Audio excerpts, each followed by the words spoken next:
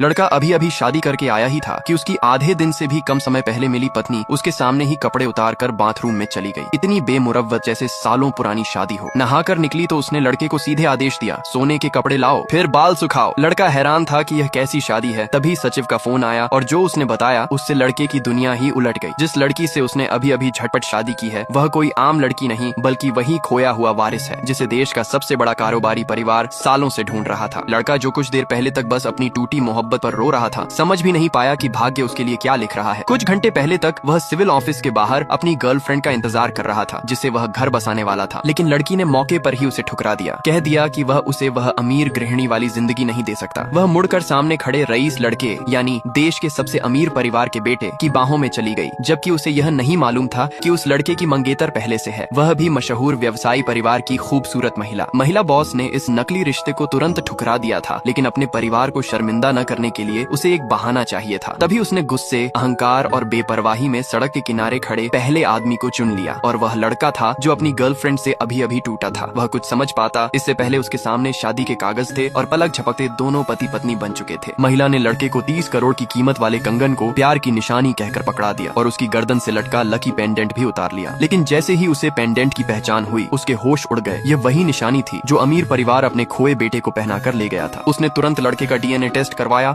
और रिपोर्ट ने सबको हिला दिया। वह सचमुच उन्हीं का खोया बेटा था। परिवार उसे देखने दौड़ा। उधर लड़का अपने पुराने दोस्तों की मीटिंग में गया हुआ था। वहाँ उसका अपमान करने आए वही रईस लड़का और उसकी मंडली मौजूद थी। वे उसे ताना मारते कि वह उनकी कंपनी में चपरासी जैसा कमाता था, लेकिन उन्हें यह नहीं पता था कि कंपनी का 80% काम वही संभालता था और उसके बिना कंपनी चल भी नहीं सकती थी। उसकी गर्लफ्रेंड तक ने उसे नीचा दिखाया, बोली कि वह अब कुछ नहीं रहा और उसे उनकी गाड़ी साफ करने का काम कर लेना चाहिए। पर जब महंगी कार, महंगा खाना और होटल का मैनेजर खुद आकर उसे विशेष अतिथि कहकर सम्मान देने लगा, सबके चेहरे पर हवाइयां उड़ गईं। किसी ने सोचा भी नहीं था कि जिस लड़के को वे अभी तक गरीब समझकर चुटकुले बना रहे थे वह दरअसल अरबों का वारिस है, महिला बॉस का कानूनी पति।